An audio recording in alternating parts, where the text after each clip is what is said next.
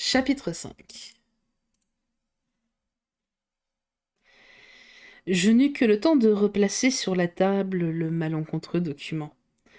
Le professeur Lindenbrock paraissait profondément absorbé. Sa pensée dominante ne lui laissait pas un instant de répit. Il avait évidemment scruté, analysé l'affaire, mis en œuvre toutes les ressources de son imagination pendant sa promenade, et il revenait appliquer quelques combinaisons nouvelles. En effet, il s'assit dans son fauteuil et la plume à la main, il commença à établir des formules qui ressemblaient à un calcul algébrique. Je suivais du regard sa main frémissante, je ne perdais pas un seul de ses mouvements. Quelque résultat inespéré allait-il donc inopinément se produire? Je tremblais et sans raison, puisque la vraie combinaison, la seule étant déjà trouvée, toute autre recherche devenait forcément vaine.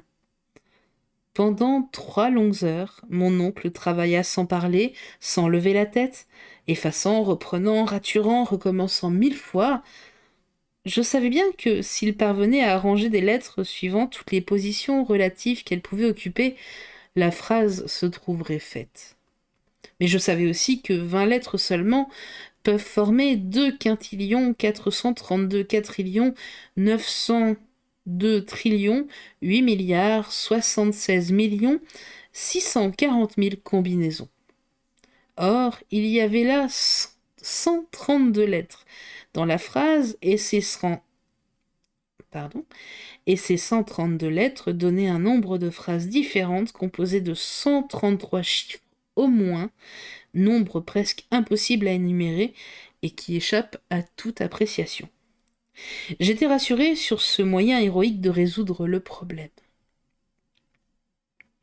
Cependant, le temps s'écoulait. La nuit se fit, les bruits dans la rue s'apaisèrent. Mon oncle, toujours courbé sur sa tâche, ne vit rien, pas même la bonne Marthe qui entr'ouvrit la porte. Il n'entendit rien, pas même la voix de cette digne servante disant « Monsieur soupera-t-il ce soir ?» Aussi Marthe dut-elle s'en aller sans réponse. Pour moi, après avoir résisté pendant quelque temps, je fus pris d'un invincible sommeil, et je m'endormis sur un bout de canapé, tandis que mon oncle Lidenbrock calculait et raturait toujours. Quand je me réveillai le lendemain, l'infatigable piocheur était encore au travail. Ses yeux rouges, son teint blafard, ses cheveux entremêlés sous sa main fiévreuse, ses pommettes empourprées indiquaient assez sa lutte terrible avec l'impossible. Et dans quelle fatigue de l'esprit, dans quelle contention du cerveau les heures durent s'écouler pour lui. Vraiment, il me fait pitié. Malgré les reproches que je croyais être en droit de lui faire, une certaine émotion me gagnait. Le pauvre homme était tellement possédé de son idée qu'il oubliait de se mettre en colère. Toutes ses forces vives se concentraient sur un seul point, et comme elles ne s'échappaient pas par leur exutoire ordinaire, on pouvait craindre que leur tension ne le fît éclater d'un instant à l'autre. Je pouvais d'un geste desserrer cet étau de fer qui lui serrait le crâne. D'un mot seulement. Et je n'en fis rien. Cependant, j'avais bon cœur. Pourquoi resterais-je muet en pareille circonstance? Dans l'intérêt même de mon oncle. Non, non, répétai-je. Non, je ne parlerai pas. Il voudrait y aller, je le connais, et rien ne saurait l'arrêter. C'est une imagination volcanique, et pour faire ce que d'autres géologues n'ont point fait, il risquerait sa vie. Non, je me tairai. Je garderai ce secret dont le hasard m'a rendu maître. Le découvrir, ce serait tuer le professeur Lidenbrock. Qui le devine s'il le peut, je ne veux pas me reprocher un jour de l'avoir conduit à sa perte. Ceci bien résolu, je me croisai les bras et j'attendis. Mais j'avais compté sans un incident qui se produisit à quelques heures de là. Lorsque la bonne Marthe voulut sortir de la maison pour se rendre au marché, elle trouva la porte close. La grosse clé manquait à la serrure. Qui l'avait ôtée? Mon oncle, évidemment, quand il rentra la veille après son excursion précipitée.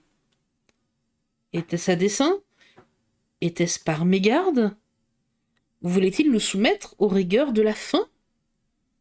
Cela m'eût paru un peu fort. Quoi? Marthe et moi, nous serions victimes d'une situation qui ne nous regardait pas le moins du monde? Sans doute, et je me souviens d'un précédent de nature à nous effrayer. En effet, il y a quelques années, à l'époque où mon oncle travaillait à sa grande classification minéralogique, il demeura quasiment 48 heures sans manger, et toute sa maison dut se conformer à cette diète scientifique. Pour mon compte, j'y gagnais des crampes d'estomac peu récréatives chez un garçon d'un naturel assez vorace. Or, il me parut que le déjeuner allait faire défaut comme le souper de la veille. Cependant, je résolus d'être héroïque et de ne pas céder devant les exigences de la faim. Marthe prenait cela très au sérieux et se désolait, bonne femme qu'elle est. Quant à moi, l'impossibilité de quitter la maison me préoccupait davantage, et pour cause. On me comprend bien. Mon oncle travaillait toujours, son imagination se perdait dans le monde idéal des combinaisons, il vivait loin de la terre et véritablement en dehors des besoins terrestres. Vers midi, la faim m'aiguillonna sérieusement. Marthe, très innocemment, avait dévoré la veille les provisions du garde-manger, il ne restait plus rien à la maison. Cependant, je tins bon. J'y mettais une sorte de point d'honneur. 2 heures sonnèrent, cela devenait ridicule, intolérable même. J'ouvrais des yeux démesurés, je commençais à me dire que j'exagérais l'importance du document, que mon oncle n'y ajouterait pas foi, et qu'il verrait là une simple mystification. Qu'au pis-aller, on le retiendrait malgré lui, s'il voulait tenter l'aventure. Qu'enfin il pouvait découvrir lui-même la clé du chiffre et que j'en serais alors pour mes frais d'abstinence. Ces raisons que j'eusse rejetées la veille avec indignation me parurent excellentes. Je trouvais même parfaitement absurde d'avoir attendu si longtemps et mon parti fut pris, pour tout dire. Je cherchais donc une entrée en matière, pas trop brusque, quand le professeur se leva, mit son chapeau et se prépara à sortir. Quoi? Quitter la maison et nous enfermer encore? Jamais. Mon oncle, dis-je. Il ne parut pas m'entendre. Mon oncle Lidenbrock, répétai-je en élevant la voix.